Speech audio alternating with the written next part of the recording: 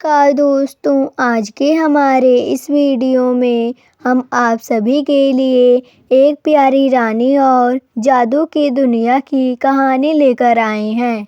बहुत समय पहले की बात है, जब धरती और आकाश के बीच जादू सांस लिया करता था। पहाड़ बोलते थे, नदियाँ गुनगुनाती थी और जंगलों में परियां चांदनी ओढ़कर नाचा करती थी। उसी संसार में एक समृद्धि और अद्भुत राज्य था, स्वर्णपुर। स्वर्णपुर सोने से नहीं बल्कि शांति, न्याय और जादू से चमकता था। इस राज्य पर शासन करते थे राजा विक्रमादित्य, न्यायप्रिय, वीर और बुद्धिमान। उनकी रानी थी रानी सौम्या, जिनकी करुणा इतनी गहरी थी कि घायल पक्षी भी उनके आंचल में शरण पाते थे। पर वर्षों बीत जाने के बाद भी महल सूना था, क्योंकि उनके कोई संतान नहीं थी। हर पूर्णिमा की रात रानी महल की छत पर खड़ी होकर चांद से एक ही प्रार्थना करती, हे ईश्वर, मुझे माँ बनने का सुख दे दीजिए। एक रात जब आकाश लाल आभा से भर गया, महल के द्वार पर एक वृद्ध साधु प्रकट हुए। उनके नेत्र अग्नि से चमक रहे थे और हाथ में एक रहस्यमय झड़ी थी। राजा ने आदर से उन्हें सिंहासन पर बैठाया। साधु बोले, महाराज, आपके वंश में एक ऐसी संतान जन्म लेगी तो जो जादू और मानव जगत के बीच सेतु बनेगी। पर याद रखिए, उसका जीवन आसान नहीं होगा। रानी घबरा गई, क्या वह सुरक्षित रहेगी? साधु की आवाज़ गूंज उठी, यदि उसे प्रेम मिला तो वह संसार को बचाएगी, यदि उसे ठुकराया गया तो वही शक्ति विनाश कर जाएगी। यह कहकर साधु हवा में विलीन हो गए। कुछ महीनों बाद आकाश में 3 इंद्रधनुष एक साथ प्रकट हुए। महल की घंटियां स्वयं बज उठी। रानी सौम्या ने एक कन्या को जन्म दिया। जैसे ही बच्ची ने पहली सांस ली, महल के दीप स्वयं जल उठे। झील का जल स्वर्ण सा चमकने लगा और आकाश में एक उजाला प्रकाश बच्ची के माथे पर आकर ठहर गया। राजा ने उसका नाम रखा राजकुमारी आर्यान्या।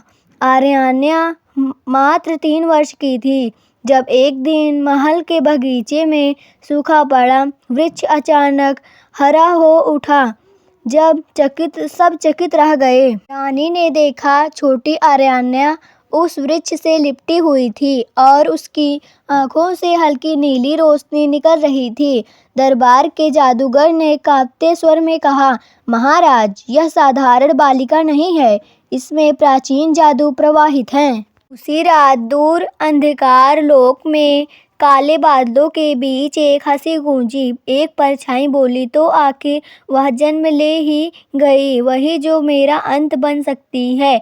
वह थी काल छाया, एक प्राचीन अंधकार शक्ति जो सदियों से सही अवसर की प्रतीक्षा कर रही थी। और उसी क्षण से राजकुमारी आर्यान्या का भाग्य लिख दिया गया।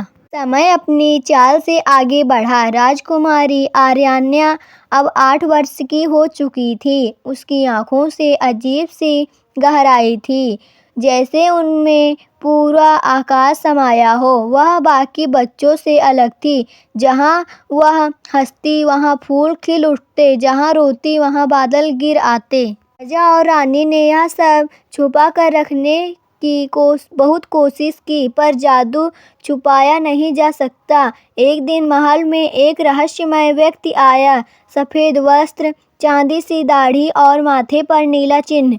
उसने कहा, मेरा नाम गुरु वैद्रिक है। मैं उसी भविष्यवाणी से बंधा हूँ जो इस बालिका के जन्म से जुड़ी है।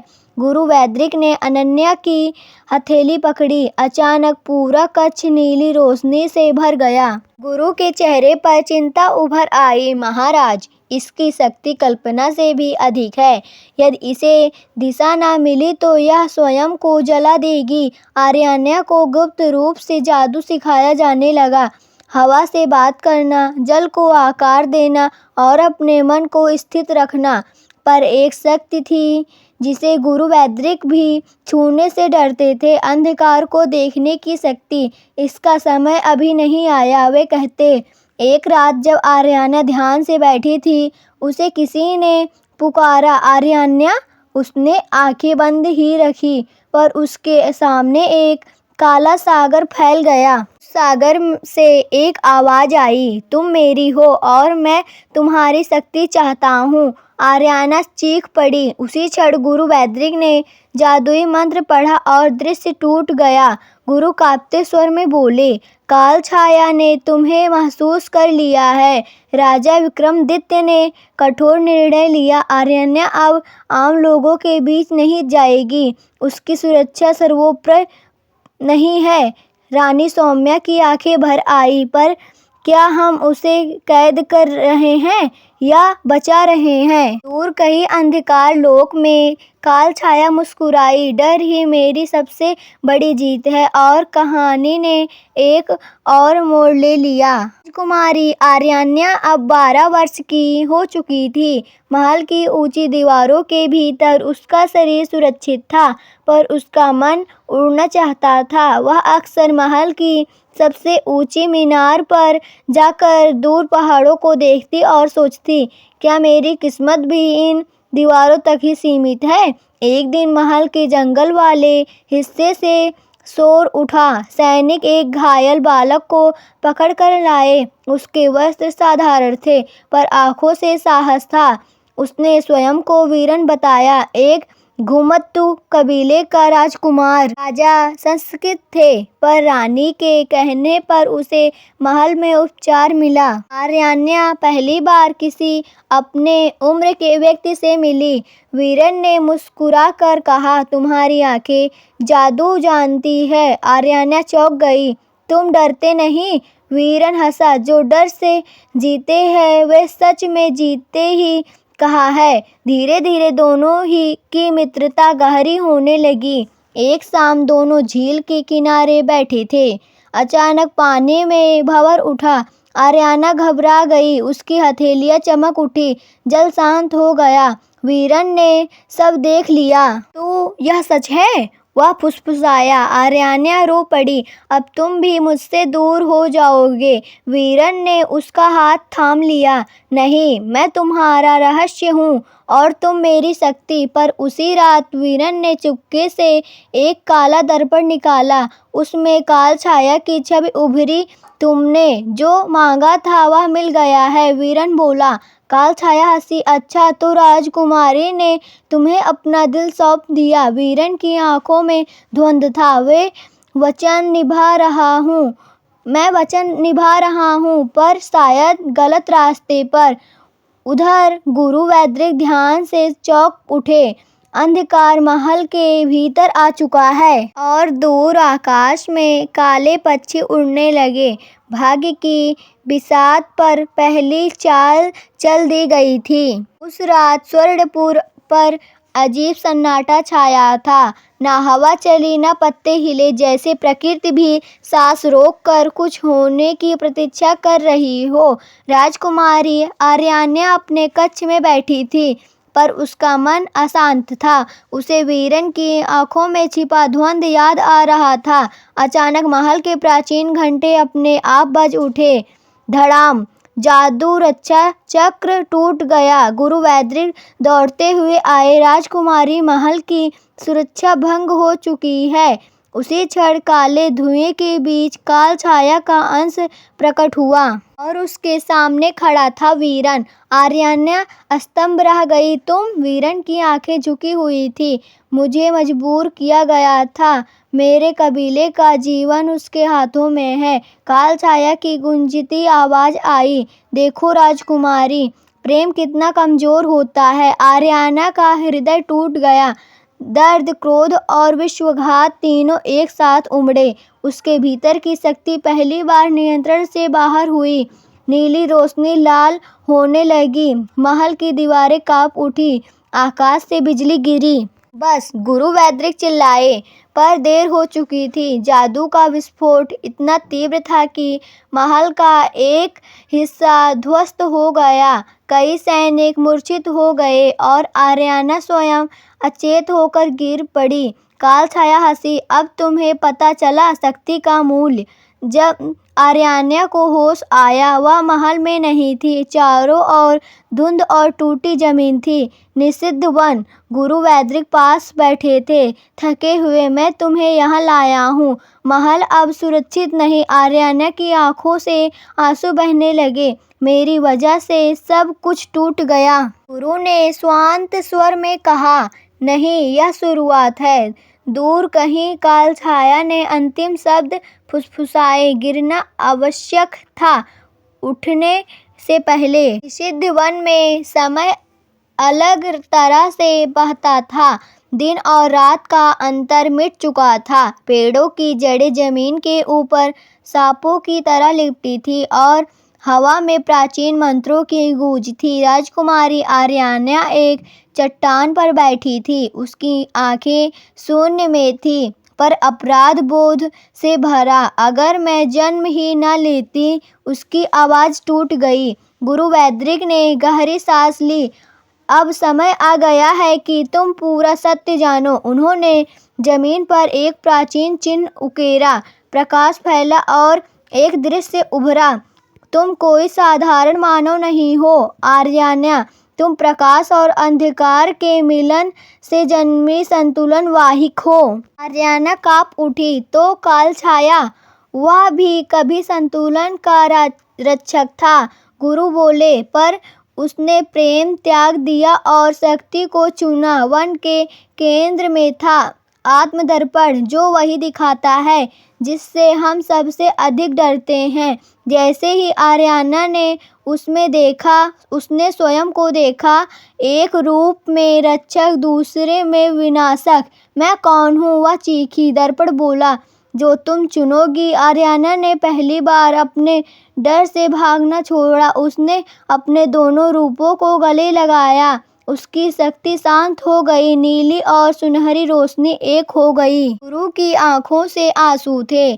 तुम जाग चुकी हो। उसी समय कहीं दूर वीरन घुटनों पर घिरा था। कालछाया ने उसका वचन पूरा किया। कबीला बच गया, पर वीरन का हृदय भारी था। मैंने गलत किया, उसने फुसफुसाया, और उसी क्षण उसे पुकार सुनाई दी, यदि प्रायश्चित चाहते हो तो आओ। आर्याना उठ खड़ी हुई। मैं